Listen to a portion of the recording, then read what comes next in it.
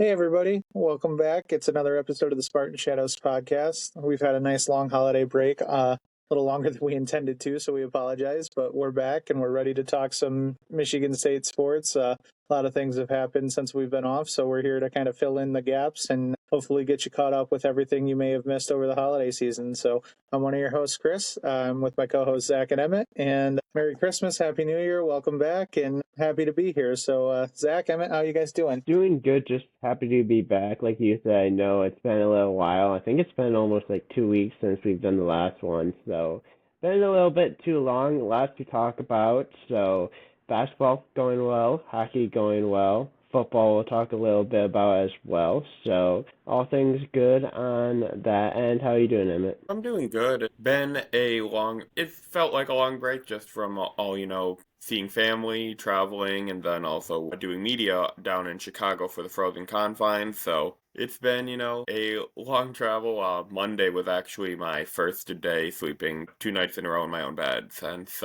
Christmas. So glad to finally be having a schedule get back to normal. Monday was my first day sleeping the entire day because I was battling the flu and have been feeling terrible. Otherwise, we probably would have tried to get something out about a week ago. My apologies, but we've rallied. We made through it.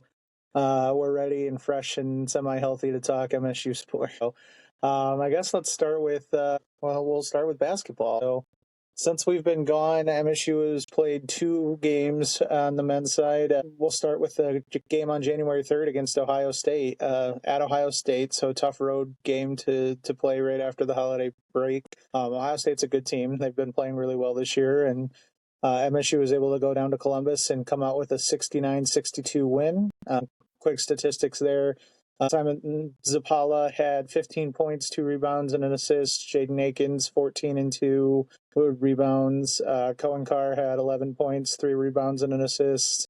MSU shot about 44% from the field, only managed to do about 17% from 3, so that wasn't the best, but nice quality road win nonetheless, and started the new year off right.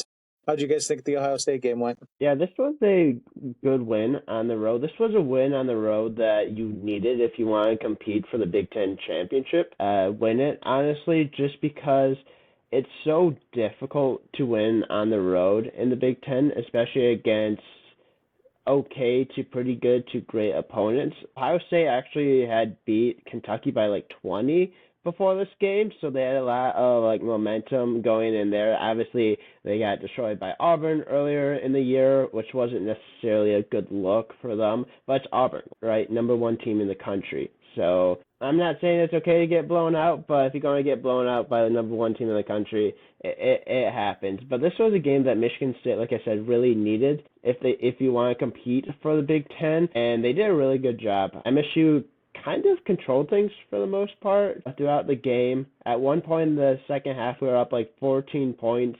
That's when things kind of went wrong for Michigan State. It really seemed like Ohio State just started hitting shots. Michigan State struggled offensively to hit their shots. Obviously, like you're talking about, Chris, we still can't make a 3. I think we got into the point this year where we're not going to be the greatest three-point shooting team. You guys just have to find the right people. Jaden Aiken, Trey, and Chase Richardson. You're just going to have to find the right guys. You're going to have some nights where you might get up to 30 or 40%, but it's probably always going to be around kind of that 20 to 30%. It wasn't as good, obviously, in this game at 17. But if you really had Simon Zapala as the leading scorer in this game, I really want to know because you are really great at betting, because didn't expect 15 points from him. I believe that is the 8th leading scorer in a single game for Michigan State this year, which is absolutely insane. I know we talk about like the depth of this team is probably the greatest quality of this team.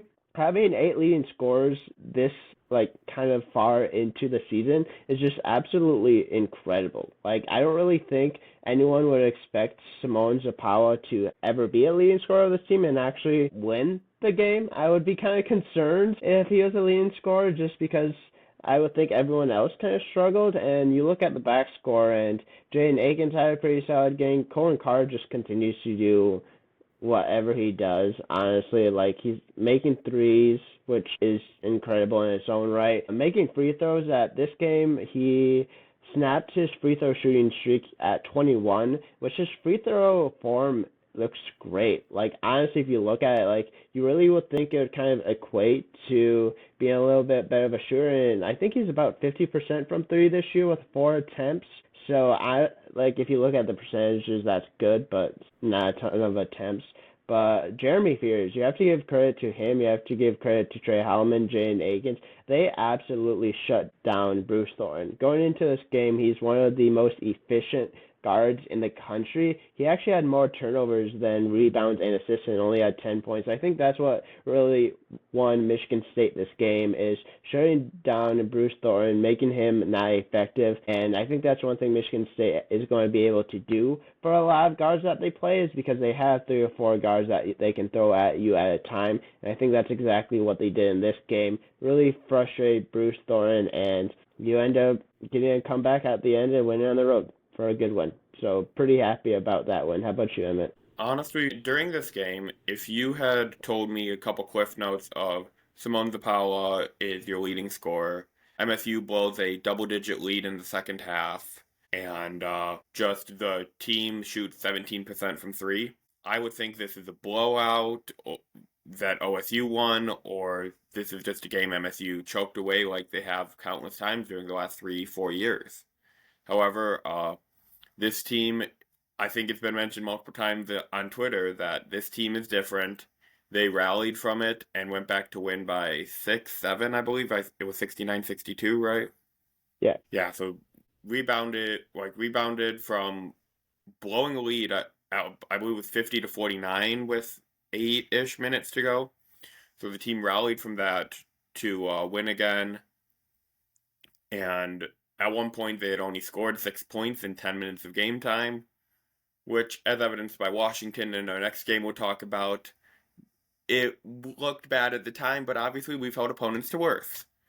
But yeah, this is just a game where I believe 2023, 2024 MSU, a team that I covered, I don't think they win this. And OSU, while not exactly a top 5, top 6 team in the Big Ten, them and Indiana are right in the tournament conversation still. So they're a team that we're going to see. If we don't see it the rest of the year, we're probably seeing them in the Big Ten tournament. There's a good chance that MSU draws them as the first round matchup if they advance through. And we're going to see teams similar to them in terms of record and strengths in March. We're going to see it in February when we play Indiana. So this was a good test for the team. Honestly, Simone Zapala scoring 15 points, complete surprise, absolutely welcome. This is a team that needs contributors, and anyone can step up at any time. Cohen Carr, once again, most improved player. That he has had the best individual 1-year turnaround. He went from having a range of about 6 inches around the basket from dunking to being able to have these 20 free throws in a row. Started the year as a 46% free throw shooter after 4 or 5 games, and now had that 21 straight. It's an insane statistic to watch. And if he can continue to have these improvements year after year, Cohen Carr might not come back to MSU for a senior year because he might be league bound. Maybe that's a very hot take, but if he has this sharp of an improvement in such a short time, junior year Cohen Carr is going to be a monster and going to scare a lot of Big Ten teams. Yeah, absolutely. You guys mentioned it a little bit. I think my biggest takeaway was the ability to come ahead from this game. You were up fairly big in the first half, then all of a sudden things start going away. I think we're all probably a little scarred from the last couple of years of this basketball team where we see that happening. You see Ohio State tie it up in the second half. They're just like, oh, well, here's another one of these games that we had a lead. We should have been able to manage it, and we're going to choke it away. But credit to the guys and credit to the coaching staff and Tom Izzo, and they were able to rally and pull ahead and still fight out a hard-fought win against a good Big Ten team on the road. So it just goes to show you how deep this team is, how, like you guys kind of hit on both, we can get scoring from anywhere, and somebody needed to step up and make some plays down the stretch, and a couple people did, and it may not be the same couple people. It's not necessarily going to be Tyson Walker bailing you out or feeding the ball just to 1 or 2 guys. Yes, Akins is one of the top players on the team. Yes, Jace has been one of our best consistent scorers, but you have Simon Zapala leading you on the way. You have Cohen Carr making good plays and running in transition and hitting shots and monstrous dunks still, and it's just good to see. We're going to talk more, and I guess we can use this into a transition to the UW game, but Robbie Hummel, after the UW game, talked about how this is a classic Tom Izzo team, and that this is the team that looks like it's a team you can fear. You're going to have to go to work defending the rim and trying to, limit the rebounding. MSU's going to out-rebound you. They're going to out-physical you. They're going to get out and they're going to run a lot in transition. And that's a classic Tom Izzo team. And like you said, no disrespect to AJ Hogard, but that's just something we didn't feel when he was running the point in the offense while he was here. And, Jeremy Fear's taken over. We've got that classic, if as soon as a shot's missed and we get the ball, we're going. And if you're not back on defense, we're going to get out and we'll take the easy 2 over a 3 hard fought basket any day of the week. And I think that's the biggest upgrade from this team is that we'll get out and we'll score that quick, easy transition bucket instead of coming up the court, stalling in the half-court offense, trying to pass too much, trying to get the perfect shot. And when you don't have to because you're getting 2-on-1 fast breaks or, being able to run down and give the ball to Cohen to dunk from the free throw line or something, it's easier to score points. So yeah, moving on to the UW game where you saw a lot more of that out in transition and easy baskets because boy, that game got out of hand quickly. This game took place a couple days ago on January 9th. MSU wins. It was at the Breslin Center for the Izone alumni game. MSU wins 88-54.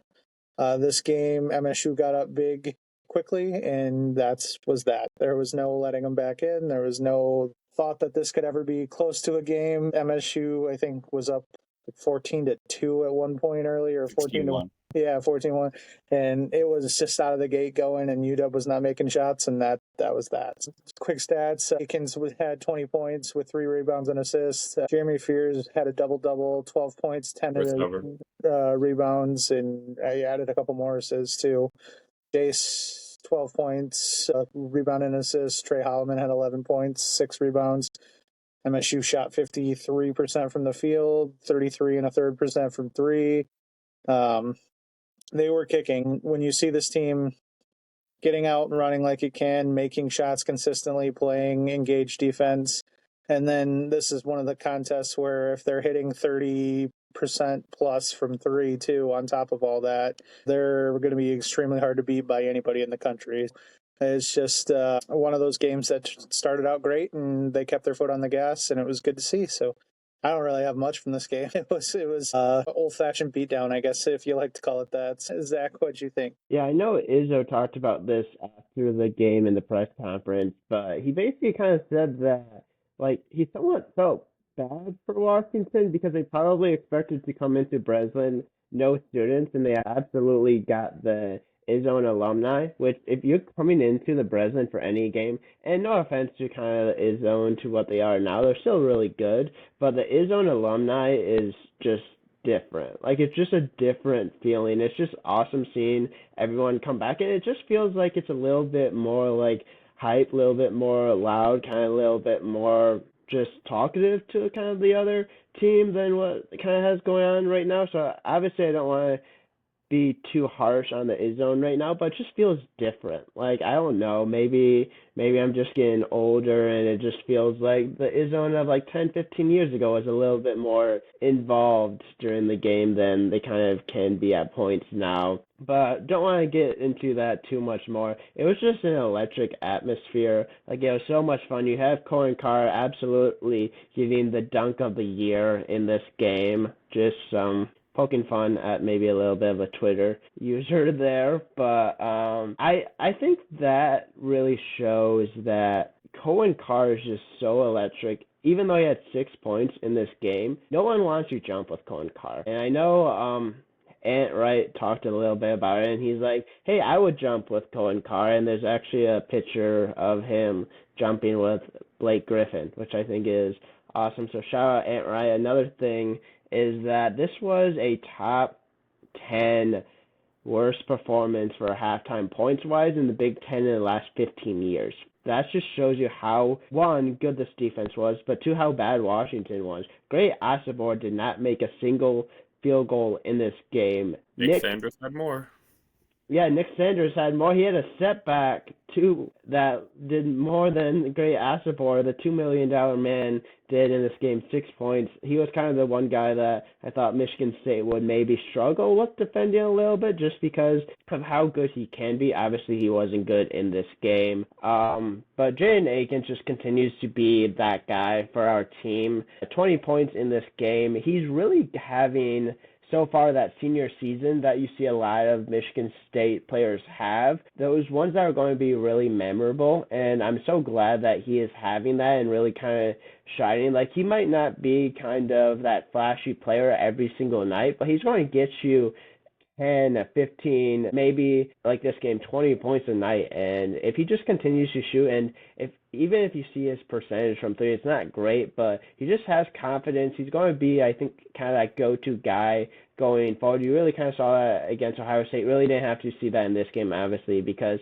it's a blowout. But this was just a fun game, and love seeing the alumni back. I think they're won 10 straight with the alumni, which is great. So just continue to bring the alumni back every single year. I'd love to see them maybe back another game. Feel like that would be kind of fun. Don't know how that would work out. I don't know how that would go, but would love to see the alumni continue to come back. And obviously you can tell how much it means to Izzo at this point. Awesome to see, but honestly, not a whole ton to talk about because I think the score kind of shows you how this game really, truly went. Yeah, there's not a lot really to take away when the entire team was clicking 42-13 halftime. Looked like the Washington football game from a couple years back after the Mel Tucker firing. It was just a absolute beatdown. Trey Hallman had an 8-0 run by himself. And also on the topic of Izzone alumni versus Izzone, in the Izzone's defense, they have, 14, 15, 20, whatever it is, 20 games to, they have to spread theirs out. Then the Izzone alumni only really get that one game to be loud and make an impact. That said, I completely agree with Zack that maybe we should add another Izzone alumni game, make a December one and a January one available for people. But yeah, the game was never really close. You had the Great Asaba open the scoring with going 1 for 2 from the stripe, and then MSU rattled off 16 straight. And there's really not much to do when you get a 16-0 run on you and a 42-13 run for half. Also of note, Jaden Akins is now at 990 career points, entering Sunday's game against Northwestern. At Northwestern, he will need 10 points to be, 950th Spartan with 1,000 career points, if I'm not mistaken. Something like that. Yeah, so congrats to Akins on that. Yeah, there is not a ton to take away from this. I do want to shout out the team going 17 for 18 from the stripe. That is, once again, this team has proved that they are great at free throw shooting, and it's after... I don't want to call out the seniors that we had last year, but two of them in particular were very hit or miss, it seemed, when they went to the line. You were always holding your breath when AJ Hogard and Madi Sissoko went to the line. And honestly, whenever Tyson Walker went to the line close in a late game, you were holding your breath too, because it felt like he drilled everything and then got in his own head at the very end of games when you needed that one more point, that 2 more points. So it is great to see a team going 17 for 18 from the stripe. Yeah, 9 offensive rebounds is a crazy stat for this team. Kurt Tang played 9 minutes and got 2 of them, so shout out to him for that. The team spent exactly 9 seconds trailing the entire game. There is not a ton to really take away when the game is that lopsided. I believe at one point this team was near or at up 40 points, because I think they had a run in the second half too to open. I don't think they passed their highest lead of the year of 42, which also happened against a Big Ten opponent, but it's great to see Michigan State basketball blowing teams out like that, and it honestly makes a Big Ten title look very possible. Personally, do I think it is possible? Yes. Do I think it's likely? No. Because of who they face in the February stretch of the season, I believe every opponent from February 4th to February 21st or 22nd is ranked besides Indiana, who's 13-3 and I believe the first team out of the tournament according to projections right now. So I Yeah, just think it is a very backloaded schedule, yeah. and I don't know if MSU can go night after night in this. What were you about to say, Chris? I was just to say that's a good transition just into what's next for MSU. I mean, you did mention the Northwestern game tomorrow. That's a noon tip in Chicago, and then you have Penn State next week on Wednesday, and then Illinois will be the first real tough Big Ten game. They're coming to the Breslin next Sunday, and then you have a couple of easier games before you open that February schedule. You go to USC, to UCLA, home against Oregon, home against Indiana, to Illinois, home against Purdue, at Michigan, at Maryland, and then home against Wisconsin to open March. But yeah, the February is going to be a lot tougher than it has been at any stretch. Well, it's going to be a longer, tough stretch, I guess I should say. We've had some tough games at the start of the season for sure. Illinois looks to be probably the best team in the Big Ten all around, I would say, in my opinion. Michigan surprised everybody. They still haven't lost a Big Ten game. So they're looking just as tough too. And then Purdue without without Zack, but they're still good.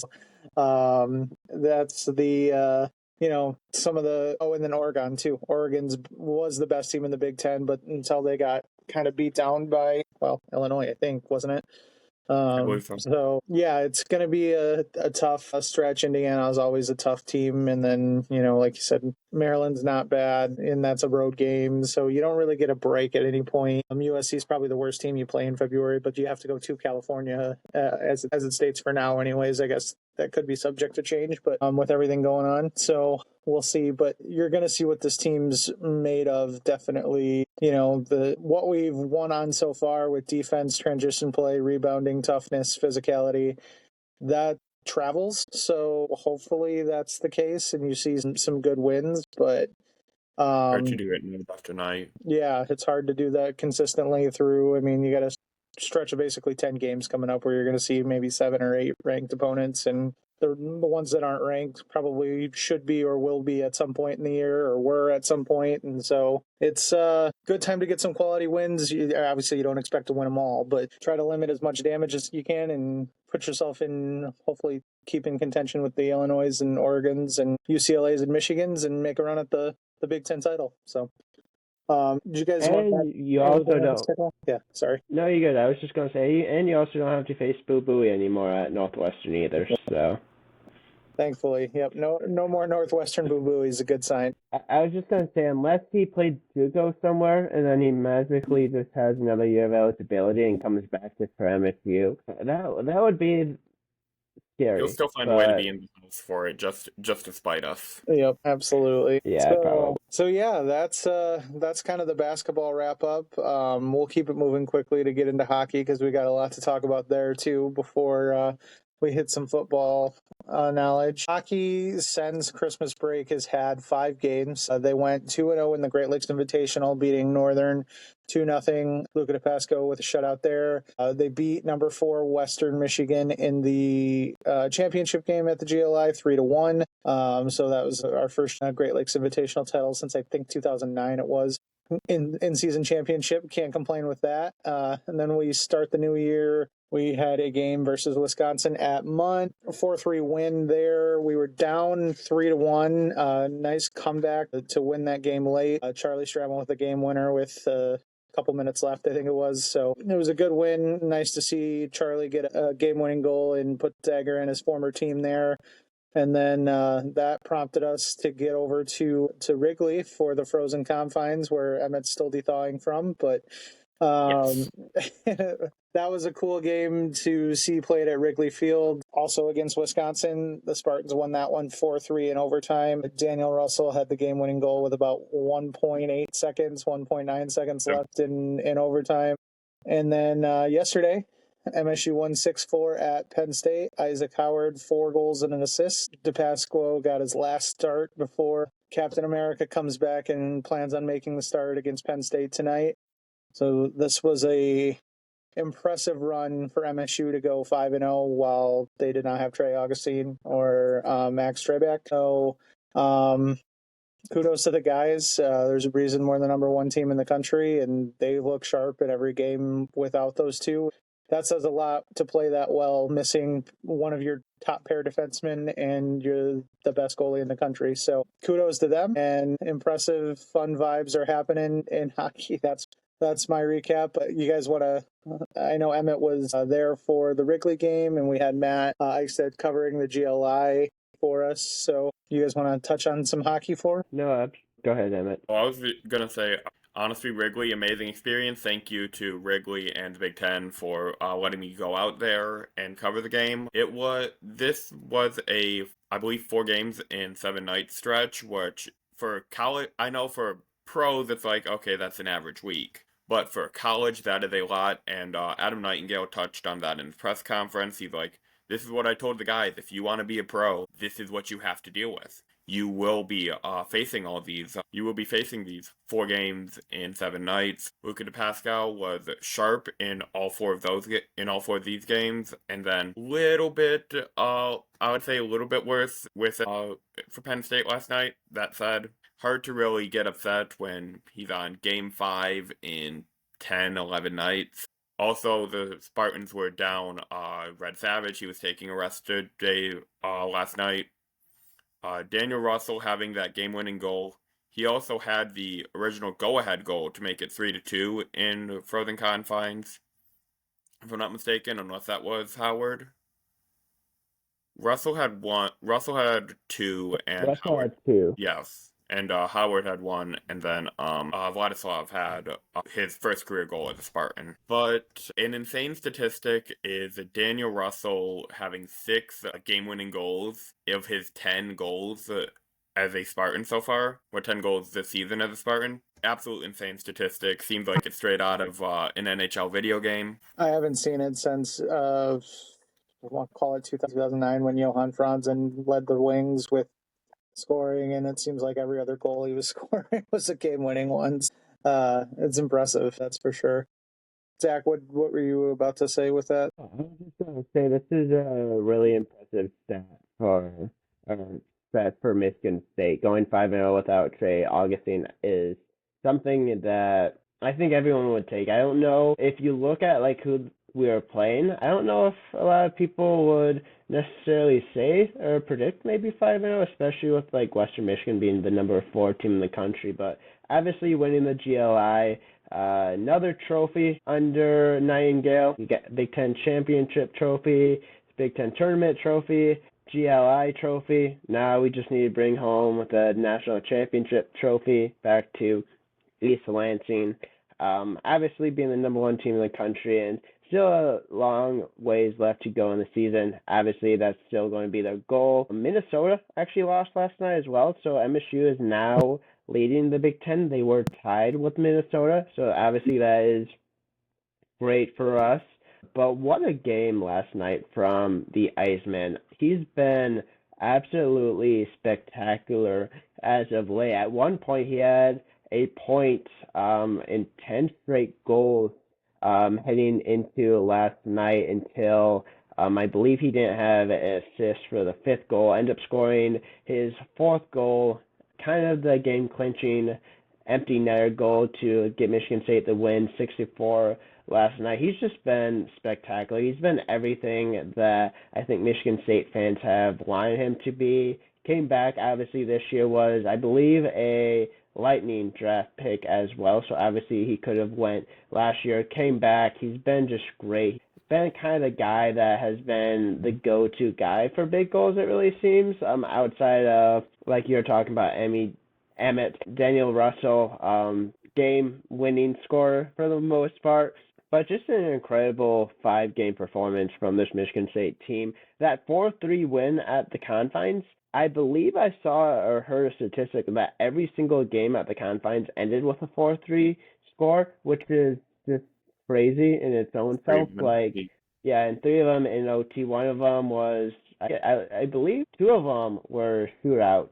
7-round shootouts for both of them, yeah. Yep. It just mirrors this kind of ironic that, like, everything happened the way it did. Obviously, Wisconsin ends up tying it with about 40 seconds left to go into overtime, and then Daniel Russell, like you're saying, Chris, ends up scoring the game-winning goal in overtime with like 1.6 seconds left. It was kind of a mad scramble at the net, and he just poked it in. So just a great 5-game stretch. St. Augustine will be back.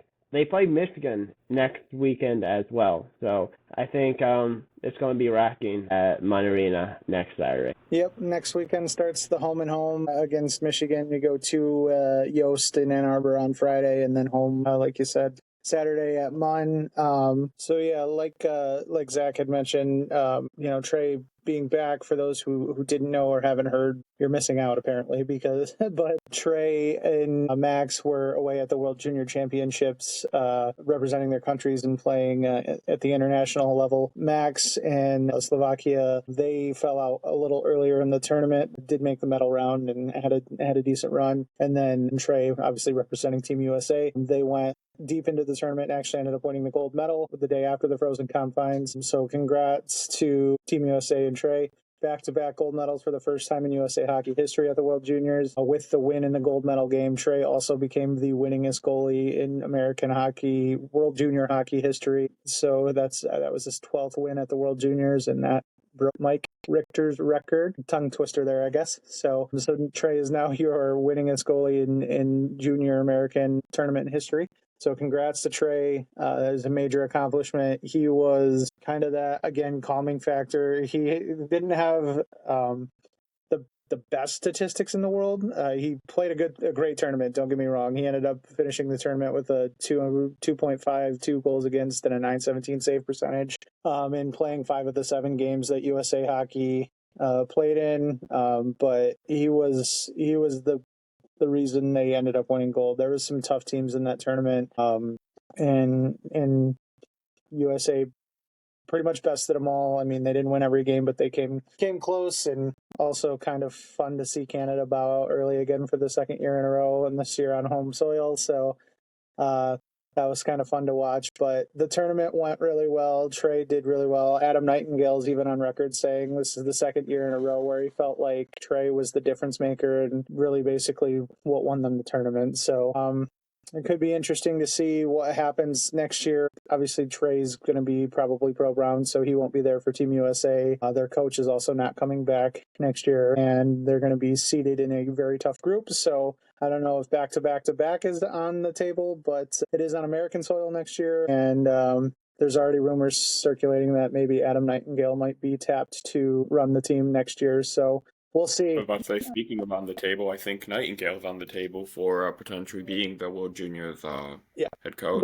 There's rumors, and they'll look at a few other places. There's a bunch of people with USA Hockey that have a ton of experience. So, but you can't ignore the success Adam Nightingale's having here with MSU. So seeing all that, I mean, who wouldn't want the guy who's turned this program into a juggernaut again and just a couple years, and now MSU moves 18-2 on the season, and 18-2-1, 7-1 or 2-1 overall, 9-1-1 in the Big Ten, and then Penn State tonight and Michigan next week, and then a series at Minnesota or against Minnesota at home after that. Another tough couple series coming up as we get into February. Moving on to football, our favorite, football. MSU has been extremely active in the portal. Picked up, 5, I think, mids since we've been talking last. Emmett, you want to kick us off into that, Mr. Football Man? All right, so I believe last time we were talking on portal, the last commitment was Anulu Lafayette, a linebacker from Wisconsin with 4 years of eligibility left. Since then, the Spartans have signed 6 more players. Matt Golban of Wake Forest, who is expected to be an immediate contributor on the interior offensive line.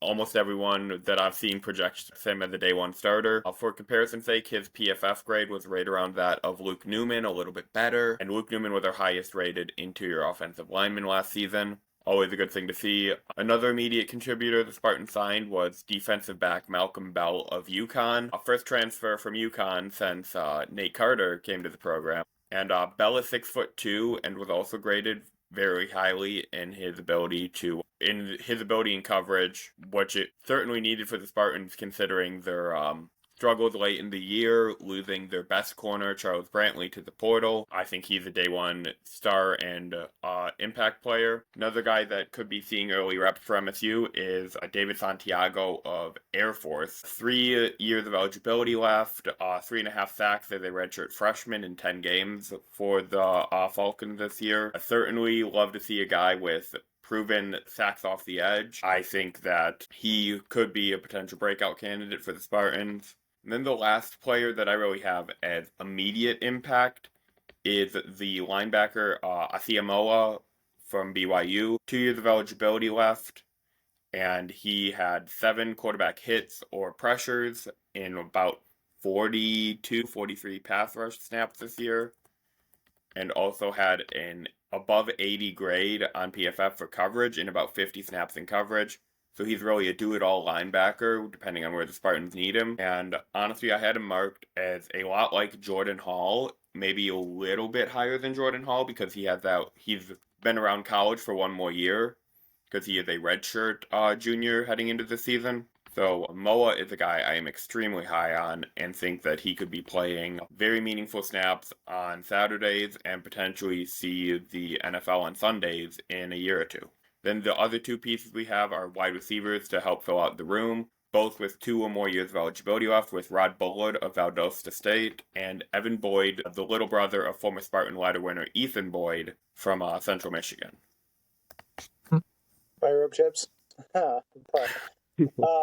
Yeah, no, that was some good pickups in my opinion. You know, we addressed a few starting needs that we had talked about that we needed. I too am really excited of Asiamoa. I'm sorry if I butcher your name, but Moa coming over from BYU, that program was revitalized this year and looked really good at times. I know Emmett and I were very familiar from some of their games, just talking back and forth with our buddy Matt Seibert. But I'm also excited for Evan Boyd coming over from Central. I'm not just saying it being a Central alum. I think he's a receiver that he's not necessarily going to be your day one starter and contribute right away, but I think he's a piece that can really contribute in the future and is just going to be a sound wide receiver. Another tidbit about Moa too, he has a younger brother who's very highly touted in the recruiting world, and that's not a bad thing to get big bro here and maybe generates some luck in future recruiting classes and cycles. I think the MSU ended up offering his little brother shortly after. Well, he was on visit. Well, Asia was on visit, yep. Yeah, so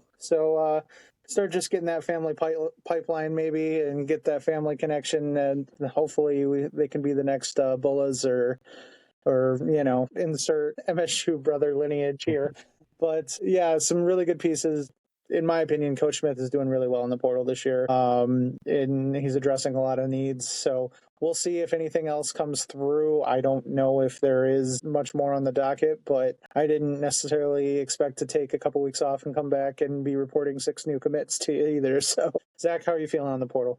I think Coach Smith has done a good job of kind of balancing the players that he's bringing in. And when I say that, I think he's bringing in some guys that have more years of eligibility, but then also bringing guys that are more proven. And I think that's really kind of the way that it seems like he's, the last year has kind of been developing kind of these transfer guys, is that he's bringing guys that are going to be around for a couple of years, hopefully continue to develop them, but then bringing guys that have had impact as well.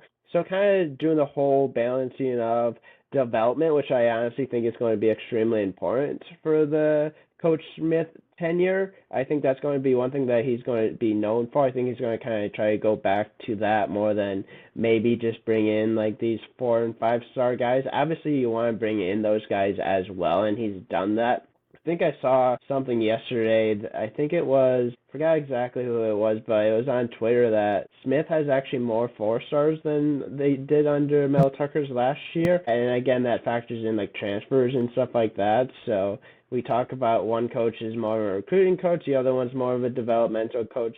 Turns out the more developmental coach has more 4 stars than the coach that has, quote unquote, the more recruiting coach. But again, we won't talk more about Mel Tucker anymore at Michigan State. But overall, I'm pretty happy with how things are going. Obviously, a lot of unknowns with the transfers.